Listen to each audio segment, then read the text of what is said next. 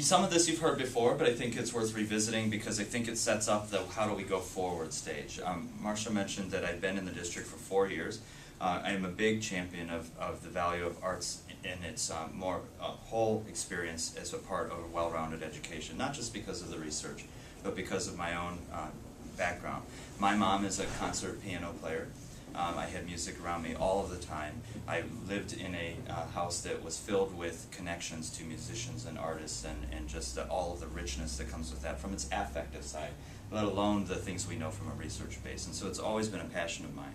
And so for 4 years, I worked closely with Marcia and many others of you, trying very hard to move an arts agenda forward. An arts agenda has moved forward, but certainly not as quickly as we'd like. And so now in a new role, I think we can actually catalyze some of the work we've done. First of all, what is in place? Some of it is small, but something that I'm actually very, very proud of. You heard in our opening remarks that in a lot of our schools in our nation, and not even urban schools anymore, art has become dispensable. Whether it's art or music, the broad arts have become dispensable and sacrificed often for math and reading. And if they weren't dispensable, then they became simply the math and reading reinforcements, and so you wouldn't actually learn standards for the arts. You would learn, how you can count by quarters because that's math. And I'd say the easiest example is actually a non-art example, but it's when I go into physical education classes and kids are counting by fives because that's how they're going to learn to count. But they're not actually thinking about any physical education standards. So it's really gotten lost in our country. And while we struggle with that, and we struggle with that, I'm really proud to say that while we're struggling, it's not lost in Cleveland. 3 years ago, we implemented what's called our scope and sequence for encore subjects, and we were very intentional to switch away from, I never get it right, ESP, which I still don't know what that actually means, but to encore, because the things that are in the encore are those things that enrich core. And so those are the arts and the health and wellness and those sorts of things. And so 3 years ago now, we actually wrote our standards for learning from pre-K through 12th grade in our encore areas, including music, dance, theater, and visual arts. We've refined it each year, and we are teachers. It's our art educators that have refined it each year. And it is both intended to directly engage our art classes, but also to indirectly engage our non-art classes, just as we expect art and music teachers to indirectly engage in what we consider more core content. And so it seems like a very small step, but there aren't many urban districts, and frankly there aren't many non-urban districts anymore that have actually done that, have made a commitment to say kids should learn these things, and we know when they should learn them and to what degree. We also still maintain over 300 certified arts teachers in our pre-K through 12 schools and offer art instruction in music and art in our schools every day. It's not enough. I'll tell you it's not enough, so I'm not telling you should walk out feeling enthused by that, but you should walk out feeling confident that there is a continued commitment, even as we've laid off hundreds and hundreds of teachers, even as we've closed schools, even as we are now in a $13 million problem again, that the arts are still not on the table. And so while we're all feeling the pinch, we're still here, and we're still doing well. The second thing is something that we all know of much more visibly, and that's our All-City Arts program. And when we're in Cleveland, we kind of take the All-City program a little bit just as a matter of fact. We've had it now for a number of years. We know the musical, we know the band, we know the after-school performances, we know the choirs, and all of the things we do. People all frequently reach out and say, can All-City perform here or there or everywhere? We're just accustomed to it. But actually, when you look around the country, there aren't many others, and there certainly aren't any with the legacy and the depth of what we do. I grew up and went to high school in Pittsburgh. My mother still works there. They have a rich, rich cultural arts experience, and they want to do what we're doing in Cleveland. They want to stage all-city musicals like we stage in Cleveland, and make sure that they keep things alive by bringing kids together where schools couldn't do alone. And so our All-City program serves about 350 8th through 12th graders. They take 30 hours, 30 weeks of 6-hour coursework in instruction, rehearsal, and performance in their various different arts. I actually have gotten to participate with the drum line. I have learned what I have to go home and practice on my table. I have not earned my shirt, which is part of it, is earning your way.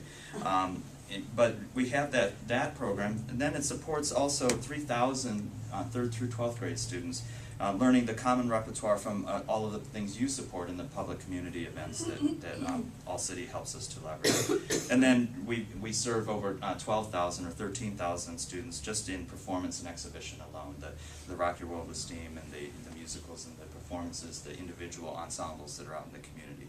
So something that, again, right now would have been really easy to put on the chopping block. I mean, let me be very candid. I have a $13 million problem. It would have been easy.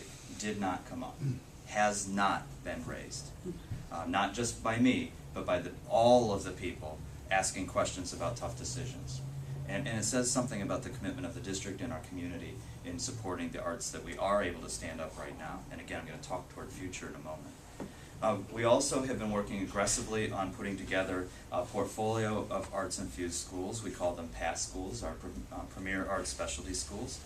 This is a K-8 network that we'd like to stand up over time, really part of transformation, that really says that every kid needs a core level of exposure to the standards that arts teach.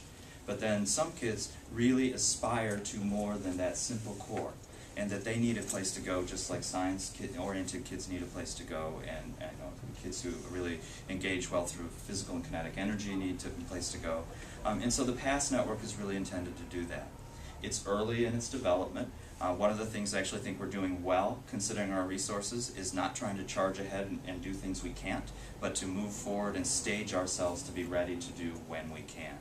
And so we have been doing a great deal of work, particularly with Cleveland School of the Arts Lower Campus, Newton D. Baker School, and Riverside School, to help faculty there work with artists in residence so that it moves beyond kind of an episodic artist in residence, which certainly has a place for those kids at that time, but doesn't help our faculty change the way they engage content in an interdisciplinary way.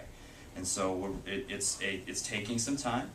And I'm actually going to step out of the art world to tell you why I think this is important. We're doing the same thing in our STEM schools, so we have a network of STEM K-8 schools. We're doing the same thing in community wraparound models where we bring community resources for social health and physical health and mental wellness into schools. Well, we've been bringing these people together for a couple of years, and when we do then get an opportunity to reach out and say, there's a source, we're ready, and we win grants top hand every time because of the pre-work, because of the readiness, because of the patience to say our time will come. And so I know PASS isn't where we had envisioned it. It's certainly got a lot more work to go to get where we want it to be, but I'm so confident in the core it's putting in place that when resources do flow, and they will, we know they will, and we know that, that when they do, they're likely to be competitive, we will be competitive. We'll be ready to strike and say, we're ready for this, we're your model. And then we'll be able to stand these up and then ultimately expand.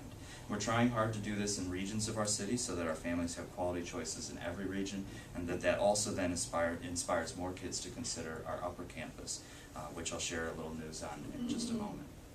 We also continue a really strong partnership with Art is Education, and we still have that program alive and well in our schools, both supporting us in thinking about PASS, and they've really been a partner directly thinking about how we can bring the two together, but also in making sure we still have artist in residence programs, and we have them at A.J. Rickoff School, Fullerton, Luis Munoz Marin, and Wade Park.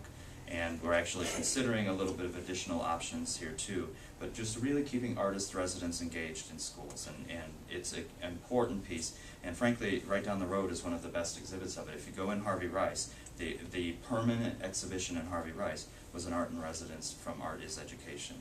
And so, if you haven't been there, you need to visit. Beautiful new building with a whole mural. When you walk right in the door, it's the whole mural of the building. I hope I have the right building. I think it's Harvey Rice. It is Harvey Rice. I go to too many buildings. I thought it was. And then really thinking about our art-focused high schools, and of course the one we all know is Cleveland School of the Arts, our upper campus. I'll talk momentarily about that. But thinking about how arts infuse into our design lab early college. Design lab was intentionally stood up, and we have a new principal there taking the school in exactly where we had hoped, to really think about how art and science fuse together. We so often think about design and engineering as a scientific process, but there's really a huge role for the arts, and the classic one that most of us know is that Beta failed and VHS survived, even though Beta was the more scientifically efficient product. What was the art that informed that? And it was arts that informed that. In math, it's the golden triangle. It was the size of the triangle that we know is artistically pleasing to us compared to the beta.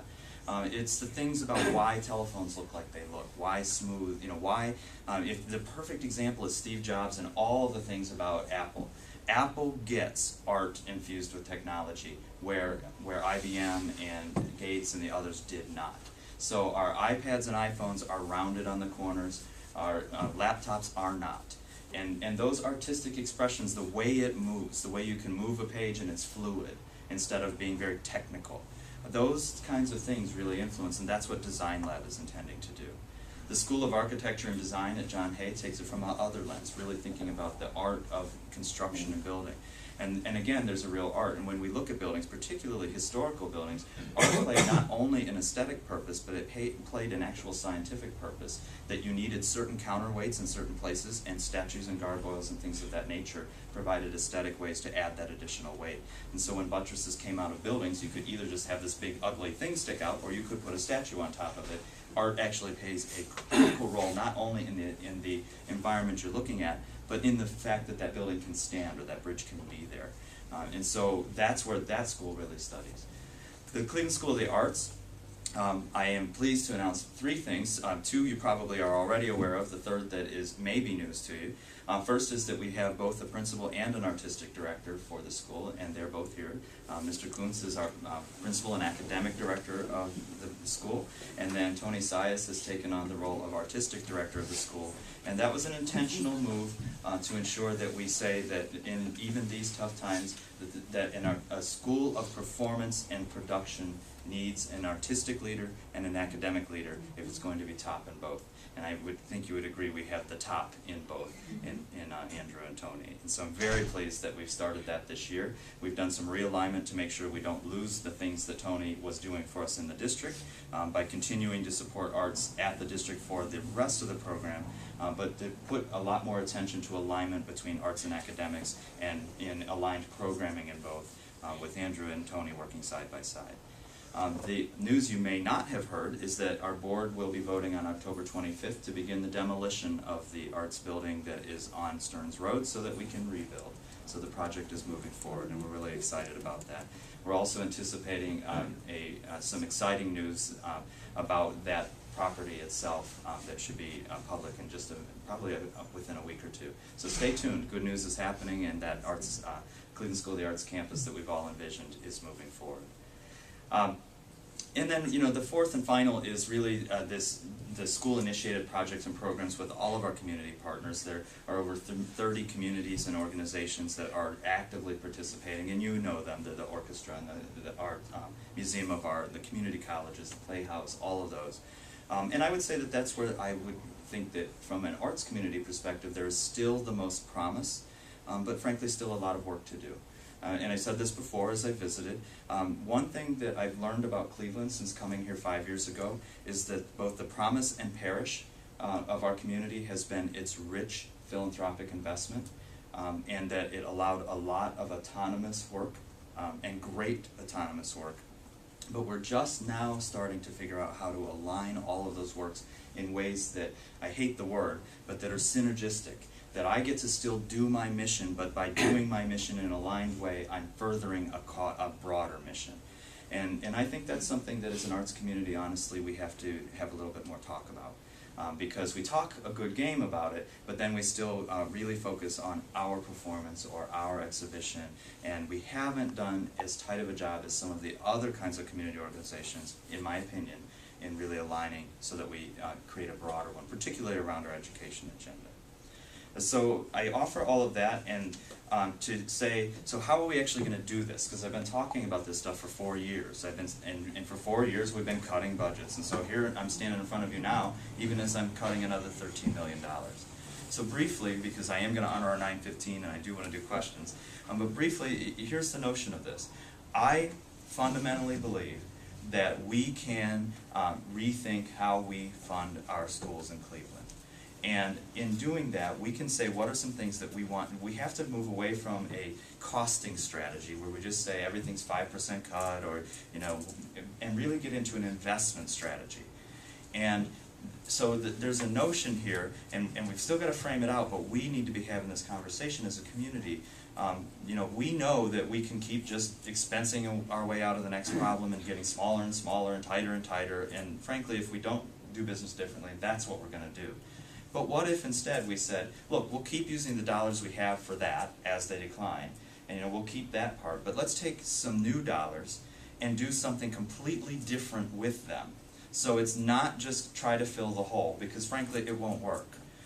But it is instead really talking about where we're going to make some investments and actually targeting those dollars to make those investments. It's investment in the transformation plan, which would be investing in our past schools or investing in our other transformational goals. It's investing in promotion and prevention at the earliest, and then using the investment so that you capture how much we spend on intervention and treatment at the end and be able to reinvest that into the front. So it's in a wellness strategy for our system. And that could look, and here's just one example. What if we said preschool through 3rd grade happened in 4 years instead of 5? By cutting summers out, there's 4 summers in there, and getting that extra grade in. You don't lose any summer lag, you keep kids moving, and you get them more ready, and it's the same cost per child, but it's invested up front. And so we really have got to start thinking about, moving forward, what do we care about and how are we going to invest in it? And part of that investment then is sustainability as well. So how do we package this in a way that says we're going to protect investments? So I'm just going to mention that there is a different way to think about this. And I mentioned at the beginning we're in a tough time, and I'm very hopeful. I think if anything can come out of a tough time is opportunity. And so we're going to really go at this, you know, and this will be kind of maybe I live or die on it, but we're going to go after this of saying we can't keep doing it this way. And I would argue that a lot of our colleagues in our suburban communities need to learn the same lessons. They're just not there yet. So let's be the model of it. Let's really rethink how we do school and invest in the transformation that we hope for. Because right now we have a great hope, we have a great vision, but we have no investment in actually delivering it. I think that can be done. I don't even just think it in kind of a you know, Pollyanna kind of way. I actually pragmatically think it can be done. And so the last thing that I just wanted to share very briefly is on Thursday, November 17th, and Tony and Andrew can get you information, but on Thursday, November 17th from 9 to 11, we will have Dr. James Catterall and Dr. Kylie Pepler in the community really thinking about how performance and exhibition can be meaningful and authentic assessments. And I'm really stressing meaningful and authentic assessments, because one of the problems we have in the educational arts community, and it's probably not a problem that we have in this room, but in our broader community, is that often the assessment of art is, frankly, did you just do it? And not whether you actually developed any skills, not whether you moved forward on a process standard, not anything about what the product meant. Did you understand why you did it? And so we do have assessment. We have the school play, we have the, you know, all these kinds of things, but we don't have meaningful and authentic assessment. And that's really why our Cleveland School of the Arts program, both lower and upper campus, have had such a leg on the rest of our arts community, is because they do. Drs. Pepler and Dr. Catterall will be here to talk about what that looks like in the research orientation and a national stage. It is a free event, but you do need to register, and so I'm going to point that to Tony and Andrew, and they can help with that. And finally, I'm just going to talk about a small investment, but again, investment when we have no money. We've made a small investment of $15,000 to continue our arts as education work, because it does mean that much to us. And if you went to our budget hearings, you would know I'm looking for any dollars I can get. I would cut $15,000 if I thought it was the right cut to do, and that I thought it could pay off in solving a big problem. So we're putting this investment on the table even as I'm standing in the community asking for pretty severe and serious reductions in a short-term period of time. So I'm really pleased to continue our partnership there, and I know, again, that does a lot of stuff that I never get to see, but it's good to know that that investment is happening in our schools, and when I visit, I'm going to see those products. So I'm going to stop and try to take maybe a few questions if time still remains, and still get us on our way in time to get started with our day. So thanks, everyone.